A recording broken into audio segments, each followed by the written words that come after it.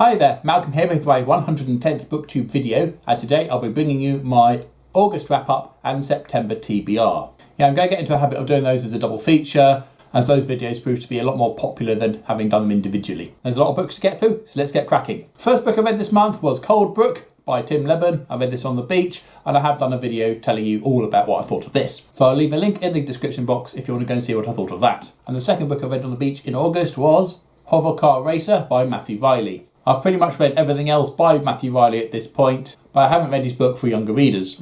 I now have. This one's set in the near future where hovercars are now a thing, and where you have hovercars, there's going to be hovercar racing.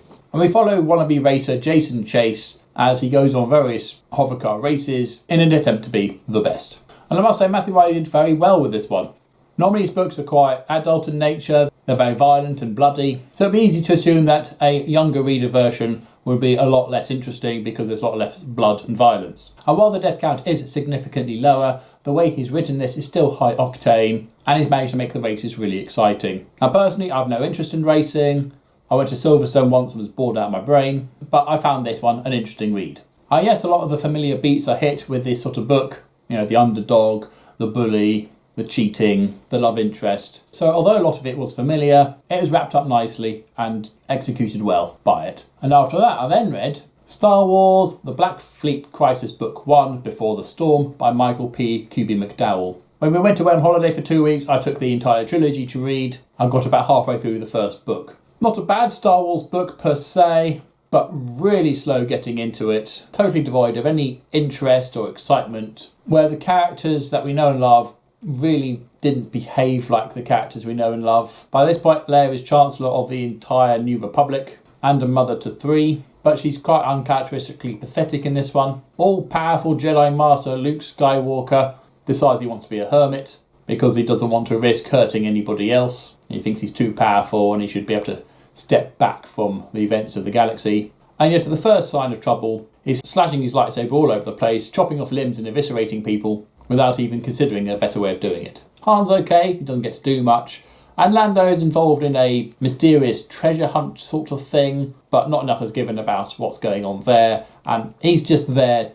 You know, anybody could have been doing that. Why has it got to be Lando? I don't know. So the characters are just thrust in these situations purely because they're the characters we know, rather than because they're somebody who can actually do the job. And yes, okay, it's book 1 of a trilogy, but it doesn't really go anywhere. Yes, the Black Fleet Crisis is a thing and it kicks off, but took a long time coming, I think certainly the last third of the book was a lot more interesting and a much faster read.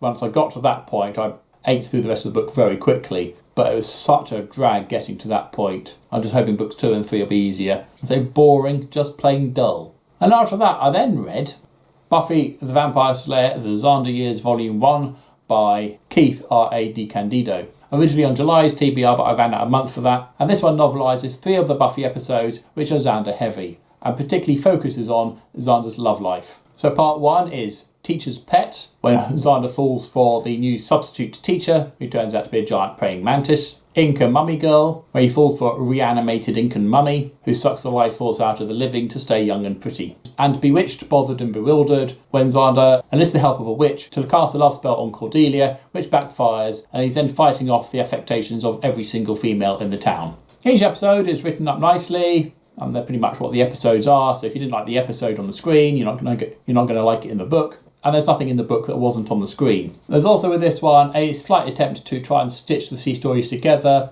where Xander looks back on his love life and recalls those particular episodes in his life. And between each story, there's a little bit extra of him reminiscing and just thinking about how lucky he was and unlucky he was, depending on which way you look at it. And they're literally small pieces of about 2 or 3 pages a piece. They don't really add anything, and frankly could have been left out, to be honest, and we just jump from one story to the next. It was an entertaining enough read, reminded me of the episodes. They're quite good episodes, worth reading. And after that I finished reading A Blight of Blackwings by Kevin Hart. This is book 2 of the 7 Kennings, and I read this one to my wife. We are planning on doing a joint review video for this one, so I'll leave a link in the description box when that has happened. The X-Files Volume 1. This is a Checker publication. I took books 1 to 3 of this on holiday. I got about halfway through it. I really didn't read much at the house. I finally finished it in August. And this one features a series of adventures featuring Special Agents Fox Mulder and Dana Scully as they investigate stuff. It contains 6 stories, one split over 2 parts, with the last 2 being a novelisation, or graphic novelisation, of the episodes Squeeze and the pilot episode, which is really weird having just read them in book form. The stories themselves were okay. I wouldn't say they're particularly special. What really dragged this down was firstly the abominable artwork. I mean, the first story kicked off with these sort of panels, and it almost lost me from that point. The artwork does improve for some stories, but then for this one, this page has been misplaced and should be here. When I read it, I thought, is that a time jump thing? I had to flip back and forth and make sure what was going on because it suddenly made no sense at all. And then it transpired that actually, yes, that page was put in the wrong place. And having read other reviews on this book, which basically all lambast the artwork, mostly point out this little binding error. So a bit clumsily done. Artwork's not great. Stories, they're all right. And the 2 of the episodes, they're fine if you like those episodes. But again, here's the pilot episode, and the artwork is pretty bad. I'd say boring, just plain dull. If you're going to have a visual representation of a story, make it visual in a nice way. And finally, I then read StarCraft Ghost Book 2, Spectres by Nate Kenyon. Book 1 introduced us to the ghost Nova, giving us a lot of her backstory, childhood and growing up. This one continues her story, but also introduces the Spectre Gabriel Tosh, who is known from the StarCraft 2 game, and gives us his backstory. Not quite so in-depth or as far back as it was for Nova, but we certainly learn more about the Ghost program and the Spectre program. And basically he's leading a group of like-minded individuals to tear down the Ghost program and kill Emperor Mengsk. And it's Nova's job to stop them. I did enjoy this one quite a bit. I think I left it a bit too long since reading book 1 and this one. There was a few things I'd forgotten. But it's nice having another character from the game fleshed out a bit more. I enjoyed how the book went. It was exciting when it needed to have been. It was interesting when it needed to have been. The ending was a little bit run-of-the-mill, I would say. But it was still fun and exciting. Certainly worth reading if you're a fan of StarCraft, or even buying. So those are books I've read in August. What am I planning on reading in September? Well, starting off with Eden by Tim Leben. This will be my book of the month. It's a brand new book from Tim Leben, and it's the near future where Earth has got a few nature reserves left, and a bunch of idiots want to do an adventure run through one of them. Unbeknownst to them, nature's come on a bit since they last saw it. I'm only 30 pages in. They've only just got there, so it's all hasn't kicked off yet, but so far just getting to know the characters. So looking forward to reading this. I actually had to order it because they didn't have it in Waterstones. Once I finish that, I'll then read Hero by Michael Grant, the final book of the Gone series so far. So concluding that trilogy, I can't really tell you much about it because of spoilers for books 1 and 2, but bad stuff's happening, hopefully with the title of Hero. Good stuff will start happening now too. Really enjoyed the Gone series. I don't think it's as good as the main Gone series. Those 6 books are a really solid 6 books. Slightly different format, slightly different storytelling and different characters. Still entertaining. I hope it picks up with this one. And after I've read that, I'll then read Indiana Jones and the Secret of the Sphinx by Max McCoy. Previously, I read Indiana Jones and the White Witch, and I thought that was pretty dreadful, so hoping for an improvement here. And once I get through that, I'll then read The Sacred Vault by Andy McDermott, part of the Wild Chase series. Lots of high-octane guns and archaeology, explosions, unlikely escapes. Lots of fun. I really enjoyed this series. I hope this one's good. It may be 583 pages long, but I should whiz through it quite quickly. And if I do, I'll then read Altar of Eden by James Rollins, and pretty much the same sort of stuff. Explosions, escapes, archaeology with guns.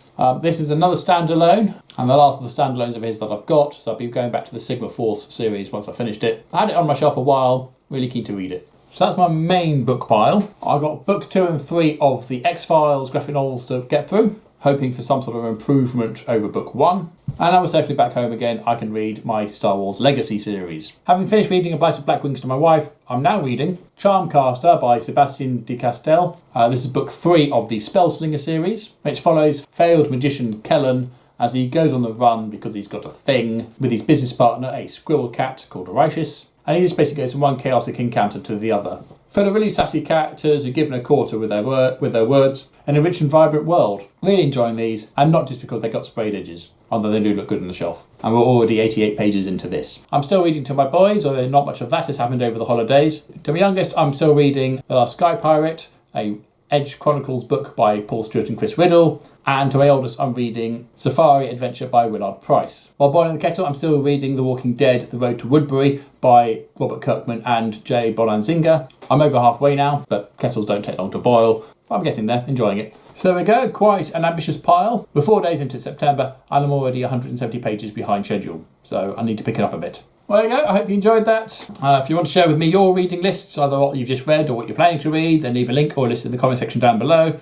Or if you have anything else to say about these books I've shown you, then let's hear them. But as usual, if you have nothing nice to say, then please keep it to yourself. Thank you, and until next time, see you later.